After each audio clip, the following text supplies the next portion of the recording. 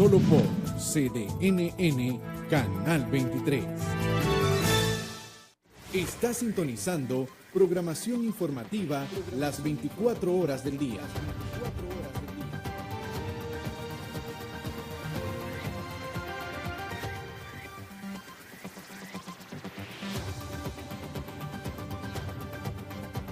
Somos CDNN Canal 23, Canal 23. Esto es Informe Pastrán TV con Adolfo Pastrán Arancibia, entrevistando a los protagonistas del momento.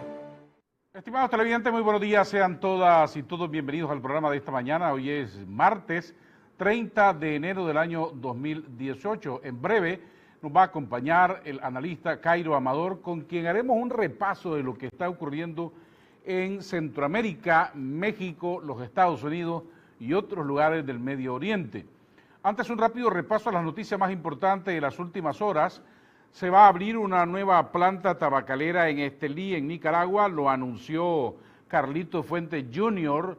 Él es dueño de una plantaciones y fábrica de tabacos en República Dominicana. Vino a Nicaragua la semana pasada y anunció que va a construir en Estelí una nueva planta por varios millones de dólares, la cual se va a llamar La Bella y la Bestia. Dijo de que él está muy contento de venir a poner esa nueva planta tabacalera en Nicaragua. En las noticias internacionales, inmigración y otras claves serán parte del discurso de Trump esta noche en el Congreso. El presidente va a pronunciar su primer discurso del Estado de la Unión. Se prevé que no solo insiste en alabar su éxito, sino que concrete políticas para el futuro, pero sobre todo hay atención en lo que pueda decir referente a su política migratoria. Es muy probable que hable del muro con México, entre otros temas. En la patrulla fronteriza en Estados Unidos, cerca de Texas, ha encontrado 76 inmigrantes en una caja de un tráiler. Entraron ilegal a los Estados Unidos. Se dice que a pesar de las políticas migratorias de Trump, no ha cesado de ingresar a territorio norteamericano los inmigrantes. Todavía no se sabe si hay centroamericanos, mexicanos, nicaragüenses entre los detenidos. En Estados Unidos también hay otra noticia escandalosa. Ha dimitido el número 2 del FBI, cercado por Donald Trump, y los republicanos, los conservadores, pidieron su cabeza por su papel en la trama rusa y el cierre del caso de los correos de Hillary Clinton. Y acosado, no tuvo más que abandonar el FBI, pero no está libre de que sea llamado a declarar por el Congreso. En República Dominicana se reinicia esta mañana el diálogo entre la oposición y el gobierno de Venezuela de Nicolás Maduro. Están hablando, extraoficialmente se conoció, de garantías para las elecciones de abril, que ya fueron convocadas por la Asamblea Nacional Constituyente. Todavía falta que lo haga el Tribunal Electoral venezolano. Y el gobierno dijo que estaba dispuesto a firmar un acuerdo de convivencia pacífica con la oposición, un pacto de que gane quien gane y pierda quien pierda, no va a arrasar o a pasarle la factura al otro. Veremos en qué va a pasar en el diálogo el día de hoy. En tanto, hay una situación de crisis, bueno, se me confundió ahí la noticia, de una situación dramática y el frente frío que está afectando también en diferentes partes de México. Según esta información, México está estudiando la posibilidad de llevar agentes armados de Estados Unidos en vuelos comerciales. Esto es una noticia nueva que va a provocar preocupación en mucha gente.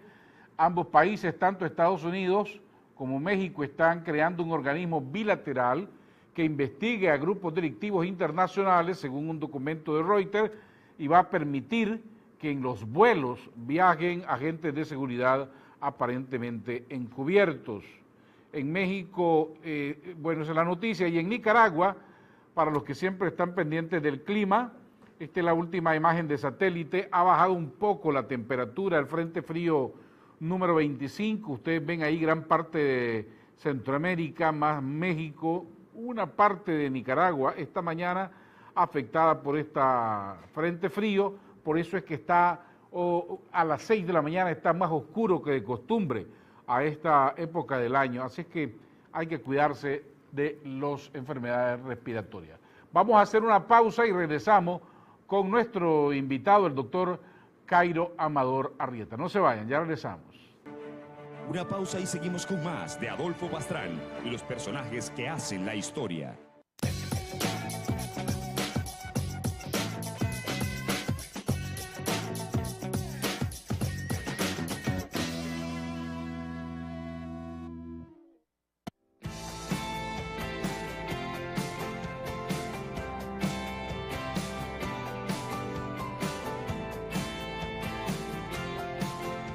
En Banpro nos preocupamos por usted.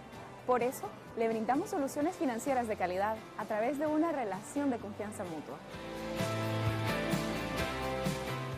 En Banpro es un placer servirles.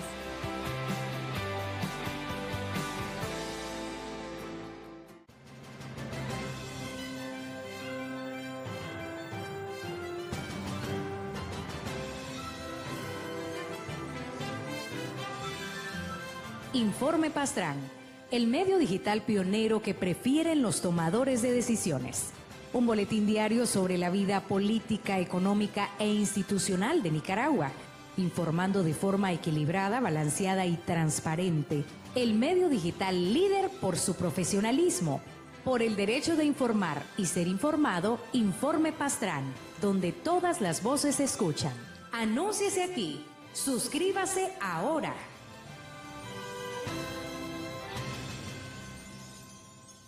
HKND Group contribuirá al desarrollo económico de Nicaragua con la construcción de un canal interoceánico a través del cual pasarán los buques más grandes actualmente en construcción. El canal interoceánico de Nicaragua, que contará con 2 puertos, un aeropuerto internacional, una zona de libre comercio y otros proyectos, permitirá que Nicaragua se convierta en un importante centro del transporte en el mundo. HKND Group ha reunido a un equipo de primera clase y firmas altamente experimentadas en el ámbito de ingeniería e infraestructura de todo el mundo para asegurar el éxito de este proyecto. Canal Interoceánico de Nicaragua. Juntos hacemos historia. Estamos de regreso en Informe Pastrán TV, ejerciendo el cuarto poder. Estimados televidentes, gracias por continuar en sintonía esta mañana. Les recuerdo el número de WhatsApp para los que quieran comunicarse con nosotros esta mañana. También pueden vernos a través de www.cdnn23.com. Les recuerdo que estamos también transmitiendo en vivo para las redes sociales a través de Facebook Live. Muchas gracias por su sintonía. Doctor Cairo Amador, bienvenido al programa esta mañana. Bueno, gracias, Adolfo. Estabas hablando del clima hace poco. Estaba hablando del clima, ya no pude presentar la noticia de México, que bajó la temperatura a 3 grados bajo cero. Pero en el editorial de La Nación de ayer comienzan hablando del frente frío del invierno, pero dicen que no es nada comparable a lo gélido que están las actuales elecciones. Eso en Costa Rica, están frías. En Costa Rica. Bueno, se han puesto calientes en las últimas horas. Dicen que de alguna manera ha sido una falta de luz de propuestas, etcétera, por todos los candidatos. Y fíjense ustedes que las benditas encuestas no hay consistencia. Hay una vez está arriba el de Liberación, otra vez está abajo. Pisa estaba en el tercero del Partido Socialista Cristiano, ahora está en el quinto, etcétera, ¿verdad? Un alto nivel de abstención se está previendo desde ahora. ¿Qué ha pasado que la sociedad costarricense, que se ponía de ejemplo en América Latina como de la mayor cultura democrática y que la gente participaba mayoritariamente en las votaciones, ahora hay un desencanto? El artículo mención que te estaba diciendo se llama precisamente La Patria Fatigada, de Belia Gobeare. Y entre otras cosas dice que existen elementos muy fuertes de democracia, pero también existe un desgaste de la democracia. Están corroídos, dice, por el agotamiento espiritual, por la resaca de las reivindicaciones, huérfanos de esperanza, en la misma, rodando siempre en las mismas cantinelas. Y la conclusión, fíjate que interesante, la conclusión es votar por exclusión. Es decir, votar por el menos malo, ¿ah?, para comenzar a recomponer el tejido social. De reforma fiscal, dicen todos los presidentes que entran, no le hacen mucho caso, no es importante y todos terminan diciendo que es urgente. De infraestructura se han ocupado muy poco y el país está con una necesidad de inversión en infraestructura terrible. El desempleo está pegando muy fuerte, sobre todo en las pymes. La inseguridad, el narcotráfico, está de alguna manera empañando la vida cívica de Costa Rica. Veamos esta noticia que trae esta mañana el diario El País de Costa Rica. Dice: Castro, se refiere a Juan Diego Castro, encabeza encuestas para presidente de Costa Rica a golpe de insultos. Subamos un poco, por favor.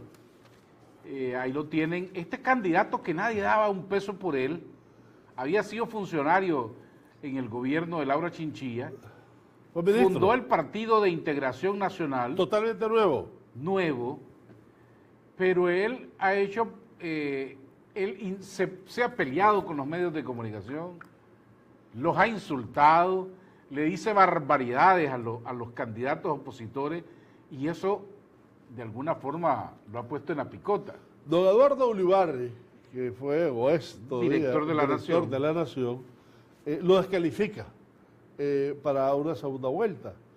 Entre otras cosas lo descalifica porque a su vez Juan Diego Castro, entre otras cosas, dijo de que la Nación no iba a aguantar un año si él ganaba la presidencia. Dijo que el periódico La Nación él lo iba a mandar a cerrar. Y después dijo, no voy a ser yo, voy a ser el pueblo que se va a levantar en contra. Ahí lo matizó. Pero también dijo de que en el sistema de salud de Costa Rica se sube de puesto gracias a favores sexuales. O sea, por algo le están diciendo, mucha gente le está diciendo el Trump de Costa Rica. Y algunos con más confianza, el Trumpillo.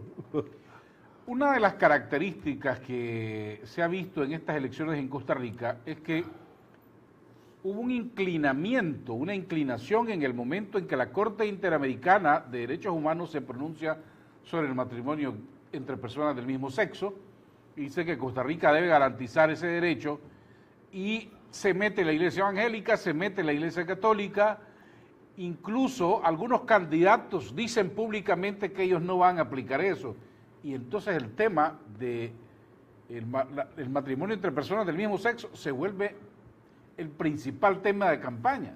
Ahorita, porque esto es por fase, ¿verdad? En esta última fase agarró un nuevo giro. Ahora, a todo esto tenemos que agregar como un elemento fundamental la desconfianza y la desintegración de los partidos, tanto el Partido de Liberación Nacional como el Partido de Unidad Social Cristiana. ¿Ah? Y además el oportunismo que de alguna manera surge en esta política. El partido de Fabricio Alvarado, que efectivamente es confesionalista, subió del 5º lugar, está creo que el 2º. Y digo creo porque... la semana pasada esa era la gran noticia, ¿verdad? Exacto. Que un pastor evangélico podía ser presidente de Costa Rica y provocó que en la bolsa de valores se cayera las acciones y el clima de inversión. Y bajara el candidato del partido de Unión Cristiana y bajara incluso el señor Álvarez de Pensi. Álvarez de Santi, ¿qué pasó con él que las encuestas decían es el hombre favorito para ganar, va a ganar y ahora va de tercero? Va de segundo, creo. Pero en cualquiera de los casos lo interesante es mirar cómo cambia en la última semana electoral. En Costa Rica hay un programa, para mí, excelente de educación sexual impuesto por o más bien bajo la égida del Partido Liberación Nacional. Como el tema ha sido muy álgido y Patricio ha montado en esa ola, ¿verdad? Ahora el señor Álvarez de Santi acaba de publicar un afiche donde él también, ¿verdad?, niega el matrimonio homosexual. ¿Y qué fue lo que pasó? ¿Qué fue lo que produjo? A estas alturas no va a producir un debate con nosotros, ¿verdad? Está de cara al electorado, es la parte emocional la que él está tocando. Pero está dividiendo su partido, porque su partido dice, usted está loco, este es el mejor programa de educación sexual de Latinoamérica, ¿ah? Y así lo ha calificado algunas agencias de las Naciones Unidas. Nosotros fuimos como gobierno los que propusimos el matrimonio homosexual y usted lo está negando, ¿verdad? Y entonces, lejos de ayudarle, posiblemente le va a restar votos. Bueno, veremos en qué va a terminar las elecciones del próximo domingo en Costa Rica. Nosotros les vamos a estar dando seguimiento y lo analizaremos el próximo lunes. Tengo un mensaje de un estimable televidente. Buenos días, estimado, aquí esperando su tan gustado programa. Me reporto desde Juigalpa, docente del Ministerio de Educación, Ricardo Pedrosa. Saludos fraternales, muchas gracias. Muchas gracias por la fiel sintonía. Hablemos ahora de Guatemala, que ha estado en los últimos días en una tremenda crisis. El ministro de Justicia, el ministro de Gobernación, lo destituyen, lo acusan, cae preso por estar pagándose la cúpula militar grandes salarios. Del Ministerio de Defensa se le pagaba, era el ministro de Defensa, se le pagaba un sobresueldo debajo de la mesa al presidente Jimmy Morales de casi $7,000 y los tuvo que regresar todo. En el interín, un ex juez de la Corte Suprema de Justicia de Guatemala es asesinado en la calle el viernes pasado, gran escándalo. Se elige una nueva junta de la Asamblea Nacional, del Congreso de Guatemala, y dicen que fue ilegal y lo destituyen y manda a la Corte Constitucional a que se elija nuevamente esa nueva junta directiva del Congreso. Y para colmo, varios grandes empresarios de grandes capitales de Guatemala son acusados de evasión fiscal y de tráfico de influencia. Uno de ellos, del ingenio más grande de Guatemala, el ingenio Magdalena, lo acusan, está preso junto a otra gran cantidad de empresarios. ¿Qué está pasando? Hay una desarticulación progresiva del gobierno de Guatemala y hay un rol famoso de la CICIG que está funcionando, a mi juicio, un tanto desde un entorno externo. Y en medio de eso, en medio de todo esa estructuras que se están de alguna manera separando del gobierno guatemalteco, atención, el narcotráfico está ocupando esas contradicciones. Bueno, es que mientras la sociedad y la clase política y económica están distraídas en sus pleitos, el narcotráfico está pasando por la frontera. Es más, el narcotráfico en Guatemala ha sido un problema tan serio como en Honduras. Recuerden ustedes, el Chapo Guzmán, la primera vez que lo capturaron fue en Guatemala. Y no andaba de vacaciones. De manera que hay un conflicto de partidos políticos, hay una falta de confianza en el gobierno, hay una desmembración de funciones y de funcionarios que está afectando el efectivo andar del gobierno. Las Fuerzas Armadas y especialmente la policía se siente insegura. Ya han cambiado como 4 veces a jefes de policía y como más de 6,000 policías en el proceso. De manera que está, diría yo, en un estado de alta tensión, colindando con ser un estado rumbo a ser un estado fallido. Ahí tiene usted la noticia de Guatemala, el terremoto del caso traficantes de influencia. Al menos 9 empresas podrían estar involucradas en el tráfico de influencia en la Secretaría SAT. La SAT es lo que para nosotros es la Dirección General de Ingresos, para facilitar devolución de crédito fiscal. 7 empresas, entre ellas el Ingenio Magdalena, Aceros de Guatemala, Maya Quetzal, Iberoamericana de Látex, e Industria, Tubos y Perfiles enfrentan allanamientos al final de la tarde. ¿Qué es lo que pasaba?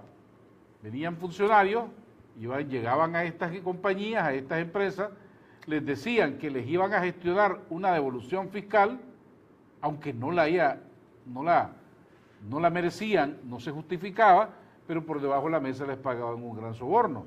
Y estas empresas privadas obtenían millonarias utilidades. Están socavando el gobierno de Guatemala, y un gobierno débil es presa de cualquier influencia interna de otros grupos de capital o externa, en el caso del narcotráfico, ¿verdad? La situación en Guatemala, si vos la ves comparado hace como 3, 4 años en términos de su control del tráfico de drogas, etcétera, etcétera, está peor, no está mejor, ¿verdad? Nos está preguntando un estimable televidente, estimado don Cairo, saludo, ¿cómo evolucionará Honduras en estas nuevas manifestaciones de protesta jamás vistas solo antes con el golpe de Estado de Manuel Zelaya? ¿Evolucionará con una base militar Estados Unidos? Ya vamos a ver el caso de Honduras precisamente. Dejemos atrás Guatemala, que está en una situación muy difícil. La Corte mandó anularle la Junta Directiva del Congreso, tienen que llamar a nueva elección. Y está en una situación complicada Guatemala en este momento. Confrontación de poderes. Sí, porque quieren acabar ya con el gobierno del presidente Jimmy Morales, que renuncie o que vaya a un juicio. El hijo está preso. Él ya se salvó de un juicio. Sí, el hijo está preso. Sí. Vamos a Honduras, en donde esta semana, el sábado, asumió la presidencia formalmente el presidente Juan Orlando Hernández.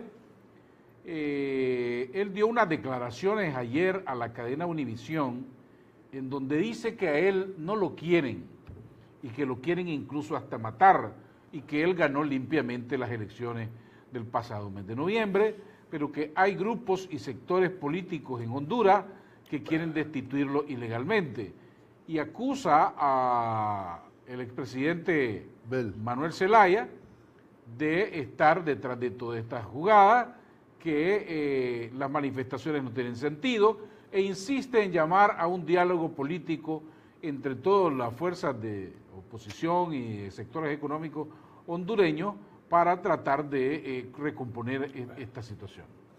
Pero aquí hay momentos políticos interesantes. Por un lado, después de las elecciones y el reporte de la OEA, el reporte preliminar de la OEA, que me pareció muy interesante, Nasrallah viaja a Washington.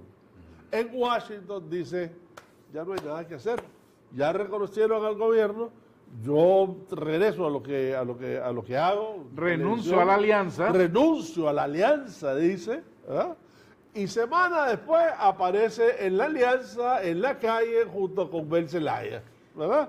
Digo, ¿qué pasó? Que Nasrallah ha estado dando muchas señales incongruentes. Se baja del caballo, después se vuelve a subir, dice que él ya se va a dedicar a la vida privada, después aparecen manifestaciones, dice que acordó con la OEA, pues, que van a trabajar, después desconoce a la OEA. Sí, es un sí y no.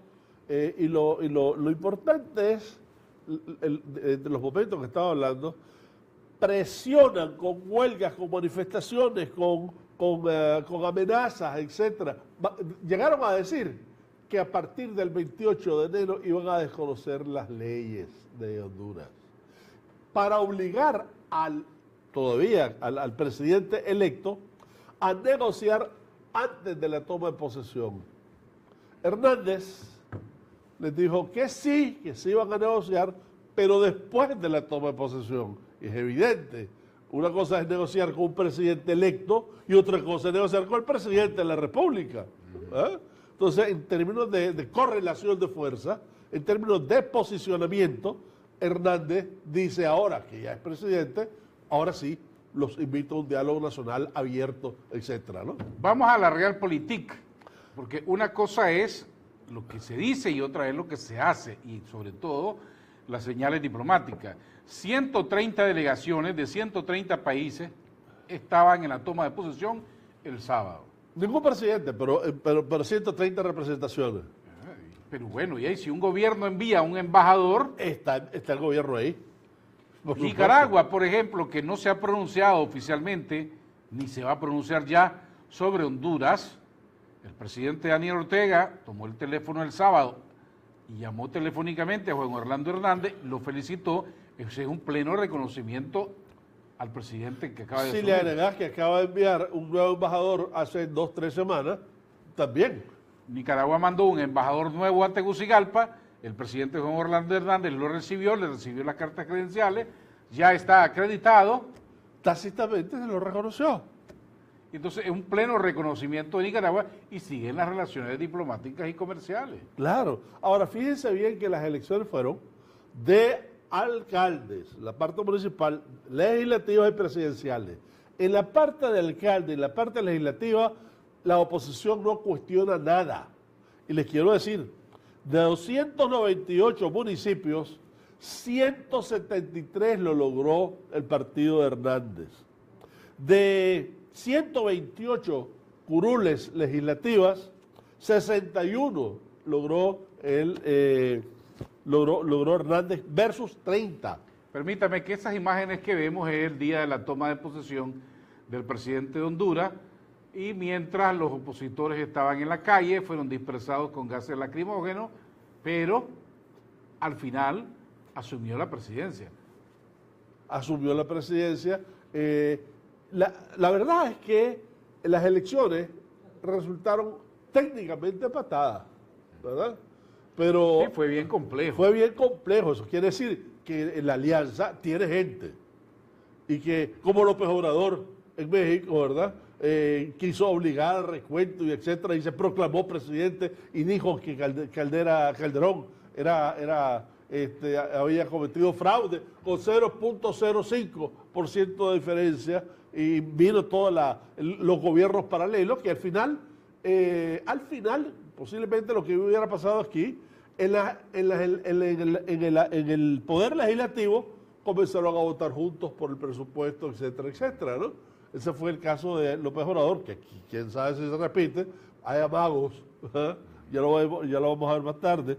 Pero lo que repito es, elecciones de legisladores, elecciones municipales y elecciones presidenciales. Las municipales por amplia mayoría, las legislativas, una mayoría relativa, pero mayoría al fin, ¿verdad? Y las presidenciales escasamente, ¿verdad? En cualquiera de los casos, de las 3 elecciones, la única cuestionada fue la presidencial. Ok, ¿cómo hacer para gobernar después un país que está prácticamente dividido? Porque la oposición no cesa de estar en las calles de Honduras y el presidente necesita gobernar.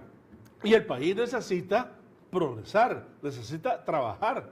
Ahorita, de Honduras, de El Salvador y Guatemala no pueden mandar mercadería al resto de Centroamérica, ni Nicaragua, Panamá y Costa Rica pueden mandarlo al norte. O sea, ahorita todos estamos de alguna manera sufriendo las consecuencias. Evidentemente, Honduras las está sufriendo mucho más. De nuevo, como yo lo veo, la presión que se ejerció contra Hernández antes de la elección no puede ser la misma, ni puede continuar mucho tiempo una vez que ya es electo presidente. Y una vez que además, de cara al pueblo, el hombre dice, sentémonos a negociar cuáles son sus puntos, estén una agenda abierta, etcétera, ¿no? Bueno, esas son las imágenes de las protestas en Honduras el día de la toma de posesión del presidente Juan Orlando Hernández. Siguieron todo el fin de semana, todo el domingo, y ha advertido la Fuerza Armada hondureña de que no van a permitir más manifestaciones violentas ni paralización del país, porque la oposición, la coalición que encabeza el expresidente Manuel Zelaya y Salvador Nasralla, insisten en paralizar ese país y que haya ingobernabilidad para que el presidente no pueda gobernar. Pero Es una invitación a la confrontación, ¿verdad? Siendo que, además, el poder del Estado, en donde se decide las leyes y demás, y los municipios, están amplia y claramente a favor del partido. Ahora, en el Hernández. caso de Honduras va a ocurrir lo mismo que Guatemala. Estamos distrayéndonos de los verdaderos problemas, que es el crimen organizado, el narcotráfico, que va a seguir pasando por la frontera mientras Los otros están distraídos. Y además, ayer estaba escuchando en CNN un reportaje en donde decía que en Honduras 4.600 policías se han cambiado en los últimos 6 meses. ¿Ah? Por estar involucrados con el narcotráfico, actos de corrupción, por diferentes cosas. Soborno. Ahora, fíjense el contraste. Costa Rica, elecciones este 4 de febrero, Honduras, que fue en diciembre, viene en medio de lo frío que dicen que están las elecciones en Costa Rica, viene lo caliente que estuvo en Honduras. Vean de dónde viene, cuál es la raíz de la política cultural, de la cultura política más bien, de cada uno de estos países.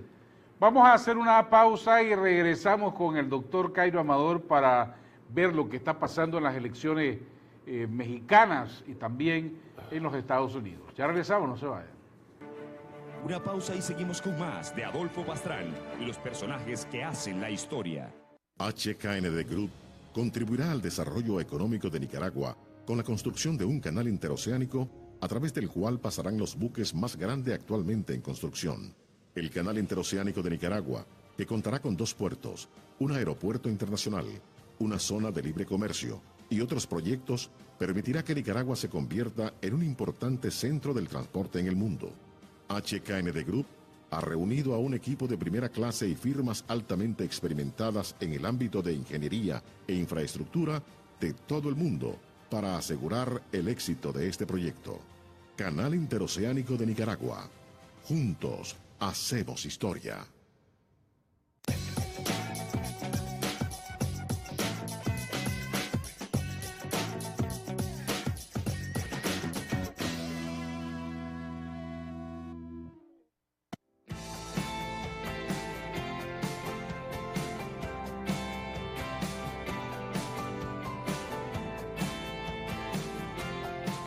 En Banpro nos preocupamos por usted. Por eso, le brindamos soluciones financieras de calidad a través de una relación de confianza mutua. En Banpro es un placer servirles.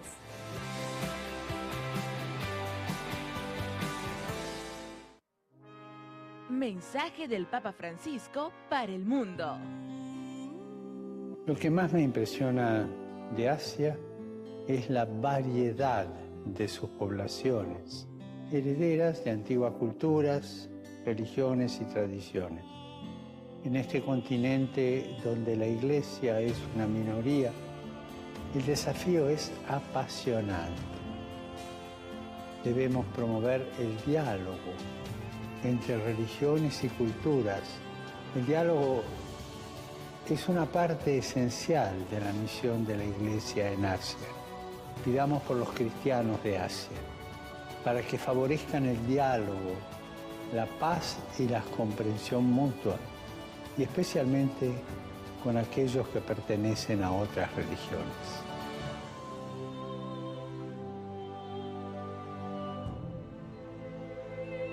Un mensaje de la Arquidiócesis de Managua.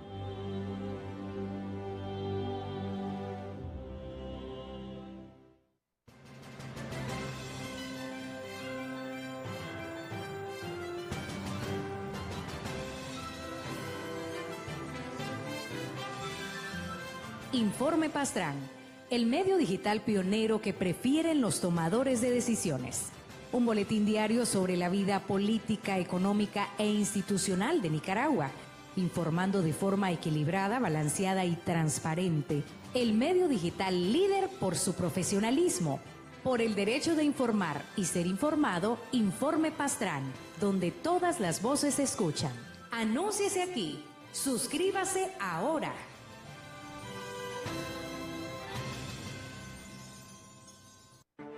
Estamos de regreso en Informe Pastrán TV, ejerciendo el cuarto poder. Estimados televidentes, gracias por continuar en nuestra sintonía. Ahí tienen el número de WhatsApp para los que quieran comunicarse con nosotros esta mañana. Tengo 2 mensajes o 2 comentarios de los televidentes esta mañana. Uno dice, ¿qué personaje político necesita o le conviene a Honduras para progresar? ¿Juan Orlando Hernández o Narrala? Saludos. Otro televidente dice, hay que hablar de Nicaragua, de los delincuentes destituidos del Comando Sur que están en Corinto en ejercicios militares, o del Comando Sur que están en los ejercicios militares. Muchas gracias por su sintonía. Sí, vamos a tocar temas nacionales un poco más adelante. Vamos a México. En las últimas semanas se han estado presentando una serie de encuestas de intención de voto en donde Andrés Manuel López Obrador aparece como entre los favoritos para ganar las elecciones, aunque el margen es poco, de 5 puntos sobre el segundo lugar, pero se mantiene puntero. Pero se mantiene puntero no desde hace semanas, meses, ¿verdad? Lo que estamos hablando de Costa Rica, que cada 3 días cambian el posicionamiento, ¿verdad? Y ha sido totalmente inconstante. En México ha sido totalmente constante. Manuel López Obrador está punteando. Y Manuel López Obrador tiene en estos momentos la mayor de las experiencias de los candidatos políticos en México. Ha perdido 2 veces. Dicho sea de paso, la primera con un margen ínfimo, que como en México no hay segunda vuelta, básicamente era un empate técnico. Veamos, la imagen en la pantalla dice: López Obrador lidera encuesta rumbo a las elecciones en México. A meses de las elecciones presidenciales en México, un sondeo publicado por el diario Universal muestra un 32% de respaldo hacia el candidato de izquierda. Y entiendo que bajemos un poco o subamos. Para leer el texto dice que en segundo lugar, con un 26% va el conservador Ricardo Anaya. Ricardo Anaya es el candidato de una alianza, el PAN, con el PRD. Y aparentemente en tercer lugar, con un 16%, va Antonio Meade, que es el candidato del PRI. Pero fíjense bien una cosa. Doña Ifigenia Martínez, que era presidente del PRD, que dicho sea de paso, el PRD viene del PRI y el Morena de López Obrador viene del PRD, ¿verdad? Lo que evidencia una vez más el fraccionamiento de los partidos tradicionales, ¿verdad? Doña Ifigenia Martínez está ahorita en plática porque dice que hay un acercamiento más coherente en términos de plataforma política con López Obrador que con el PAN. ¿Eh? Así que esa alianza que está el PAN con el PRD, que es bastante difícil de concebir, ¿verdad? Puede de alguna manera desintegrarse a favor de López Obrador.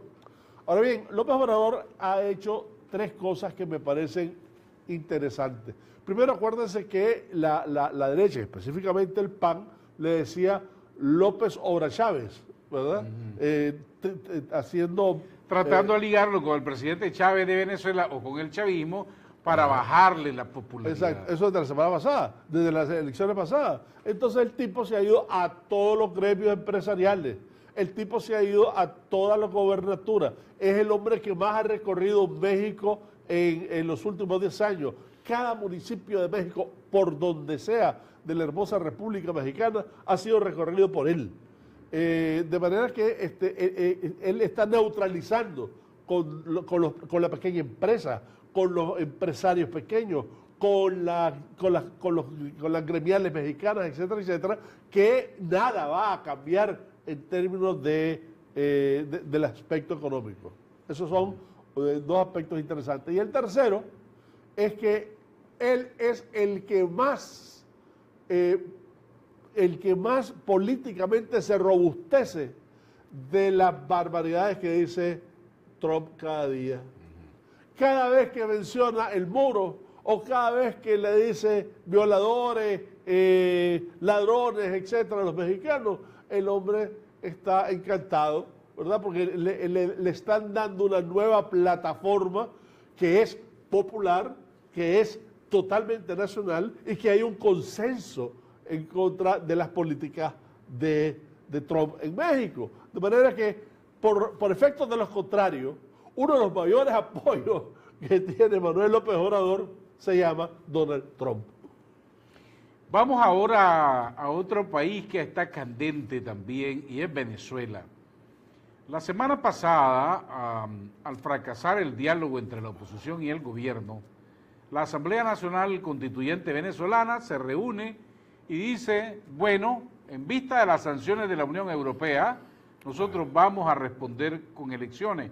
Y anuncian que se va a ir a elecciones presidenciales en abril inmediatamente, con una oposición que no está preparada, está dividida, está fraccionada, candidatos que fueron sancionados que no pueden participar, y vuelve la oposición a reunirse con el gobierno, a pesar que se creía que el diálogo estaba muerto ayer y hoy, y esperan hoy resultados. ¿Qué pasa en Venezuela? Yo creo que aquí hay un elemento que te faltó, y es el hecho de que antes de todo eso de la Unión Europea, la Mesa de Unidad Democrática, compuesta por 14 diferentes partidos de diferentes orientaciones, de diferentes avenidas ideológicas, etcétera, ya perdió su consistencia. De alguna manera se está resquebrajando. Ese resquebrajamiento se ve profundizado por las posiciones de no negociar versus las posiciones de negociar de otra parte de la Mesa Democrática. El gobierno está viendo exactamente qué es lo que está pasando, y en medio de todo eso, si la solución que están proponiendo es unas elecciones en principio para finales de este año, el gobierno muy inteligentemente dice, están ahorita divididos, mientras más pronto las haga mejor. Y entonces decide acortar el periodo y tirarse ya a una campaña presidencial. Está dispuesto incluso a firmar tratados de convivencia. Convivencia pacífica. Convivencia pacífica. Está dispuesto a todo ahorita, con tal de que estas elecciones sean ya dentro de 2 meses, en una situación en que la Mesa Democrática está todavía, o unos están diciendo no negociemos, otros están diciendo no vamos a participar, y las dos posiciones le sirven al gobierno. Bueno, recuerden que todo el año pasado, aquellas enormes manifestaciones que hubo en Venezuela, ¿para qué eran? Para pedir que se adelantaran las elecciones presidenciales y se fuera a elegir presidente. La OEA se pronunció, la OEA hizo muchas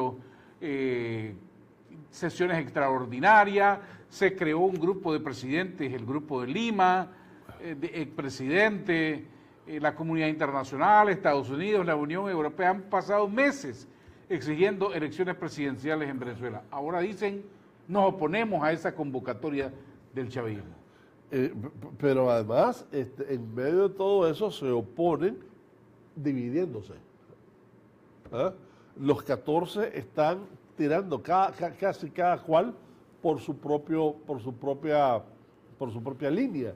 Y en medio de esa vaina hay un tercer elemento que sí está en contra del gobierno y es más fuerte que la Mesa Democrática, y es la inflación. Un 13.000% de inflación pronosticada, pónganle 4.000 de aquí a las elecciones, va a ser, como en el caso de Nicaragua en su momento, un factor importantísimo. Sin embargo, eso se ve mitigado por la división, la falta de plataforma política conjunta y la falta de liderazgo que está mostrando en estos momentos la Mesa de Unidad Democrática. Bueno, en el caso de Venezuela, como ocurrió también en Nicaragua, cuando a la gente le tocan la bolsa o el estómago, es ahí donde el pueblo puede ser muy leal a un partido político, pero la comida es primero. Pero fíjate las elecciones de la Asamblea, hombre. Las elecciones de la Asamblea no la hubieran ganado si no es con apoyo de las bases chavistas en un momento determinado. A las cuales les están garantizando un paquete de alimentos. Claro, pero digo, en ese momento, el peor, insisto, en cualquiera de los casos, la peor oposición que va a tener el gobierno no va a venir de la Mesa Democrática. Independientemente que pongan un candidato único. Y es que además, ¿de dónde lo va a salir? Va a salir candidato único el 15 de marzo para terminar el 30 de abril, porque el 30 de marzo, porque las elecciones van a ser en abril. Pero hoy pueden acordar alargar ese plazo de las elecciones. Es posible que digan, bueno, no las vamos a hacer en abril, las vamos a hacer en diciembre.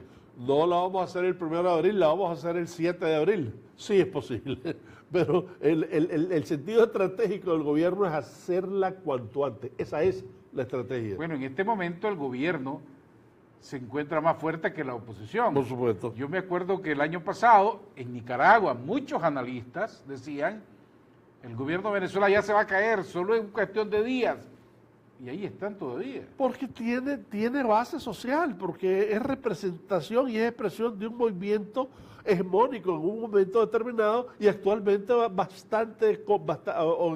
los tiempos de hace 3, 4 meses está bastante peleado, pero sigue teniendo base social, una base social que se está erosionando no por plataformas políticas fuera del chavismo, sino por el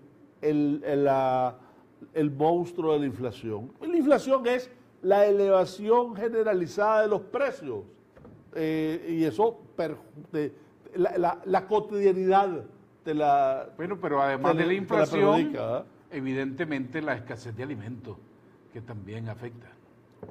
Que van casi hermanadas, ¿no? Tengo un comentario de un televidente que le vamos a dar pase a través del WhatsApp. Dice, buenos días, AMLO, se refiere a Andrés Manuel López Obrador, lidera las encuestas y es el virtual ganador en unas elecciones limpias, pero el imperialismo jamás va a permitir un Estado que no esté de acuerdo con su política injerencista. Se la van a robar otra vez a AMLO, dice el televidente. Bueno, yo no creo que la primera vez se la robaron a AMLO, ¿verdad? Pero sí tuvo un desempeño magnífico.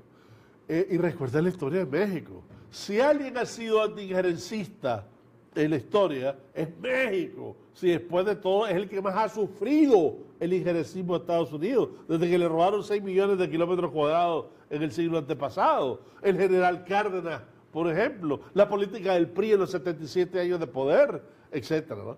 Así que ese injerencismo... y además si es manifiesto ese injerencismo y Trump sigue con la política hacia México, al contrario, le va a ayudar más a López Obrador. Para ir terminando, doctor, hablemos del posible mensaje del presidente Donald Trump esta noche en el discurso de la Unión.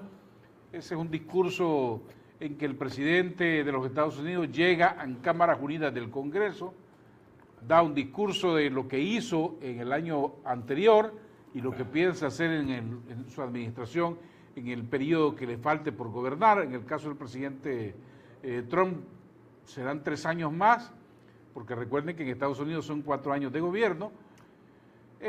Los medios están especulando mucho en que se va a centrar en su política fiscal, en el Obamacare, que él quiere, no ha podido destruirlo, y que va a centrar también su discurso en la política migratoria. ¿Qué podemos esperar?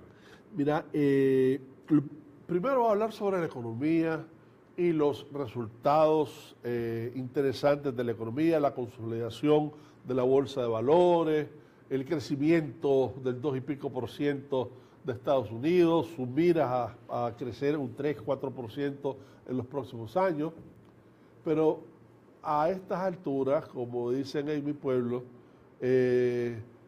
no se le da atol con el dedo a la gente, ¿eh? Obama heredó una crisis, pero una crisis que es una de las peores crisis del capitalismo. La crisis financiera global. El condicionamiento y la reposición y las políticas económicas de Obama han sacado a ese gran país de esa crisis económica. Las condiciones que ya estaban dadas cuando subió Trump al poder, las hereda de Obama. Él no hereda ninguna crisis, él hereda un país que se está recomponiendo. Tan es así que el 46-48% de la gente, según la encuesta de Pew, dice de que gran parte del progreso económico que ha habido en Estados Unidos es de alguna manera originado en la administración Trump. Porque lo único que en cualquiera de los casos ha hecho diferente ha sido los impuestos. Y eso van a comenzar a ver sus efectos a partir de marzo-abril. ¿Va a referirse el presidente Trump al muro mexicano seguramente? Sin duda alguna, y AMLO lo está esperando con mucho deseo. Ahora, va a referirse, lo que pasa es que tiene que matizar, tiene que matizar porque ya vienen las elecciones de medio término y el hombre es el hombre más antipopular en el mundo, ¿ah? No solamente en Estados Unidos, en Europa ni se diga. De manera que tiene que matizar un poquito y tiene elementos para hacerlo. Va a ser más generoso con el DACA, quizás va a escuchar los llamados para para los AFC y otras cosas sociales que pueda de alguna manera mitigar esa enorme carga negativa que ha generado en un año de gobierno. América Latina fuera del foco de los Estados Unidos, de la administración Trump, excepto el secretario de Estado Rex Tillerson, que ha iniciado una gira por América Latina para hablar de narcotráfico y de Venezuela, según las agencias de noticias. Y fíjate que una cosa que debería haber sido una noticia enorme en Estados Unidos, porque aquí lo fue, están en ejercicio conjunto con la naval norteamericana y agarran una lancha con narcotráfico con más de 700 y pico libras, casi una tonelada de cocaína. Eso, ¿qué dice? ¿Cuál es el silencio elocuente de eso? Que se está trabajando de forma muy eficiente contra el narcotráfico, que tenés además testigos que son ellos, y si fuera poco, también John Kelly, que es el jefe del gabinete, que fue jefe del Comando Sur de Estados Unidos antes, tiene también relación con el ejército y sabe el rol que se está dando en Nicaragua en función del narcotráfico. Aún así, tenemos muchísimos peligros se cierren sobre este país en términos de qué es lo que nos pueda pasar con todo el descalabro que está habiendo desde Guatemala hasta Honduras, ¿verdad? Doctor Cairo Amador, muchas gracias por habernos acompañado, nos venció el tiempo, nosotros tenemos que irnos y estaremos pendientes de lo que va a pasar el próximo domingo en Costa Rica con las elecciones presidenciales. Recuerden que en la prudencia está la clave para evitar los accidentes de tránsito, conduzca con mucha responsabilidad. Nos veremos mañana, que tengan un feliz día. Esto fue Informe Pastrán TV, con las entrevistas que forman e informan a la opinión pública sobre el acontecer de Nicaragua y el mundo. Y recuerde que su cita es de lunes a viernes a las 7 a.m. con Adolfo Pastrán Arancibia. Está sintonizando programación informativa las 24 horas del día.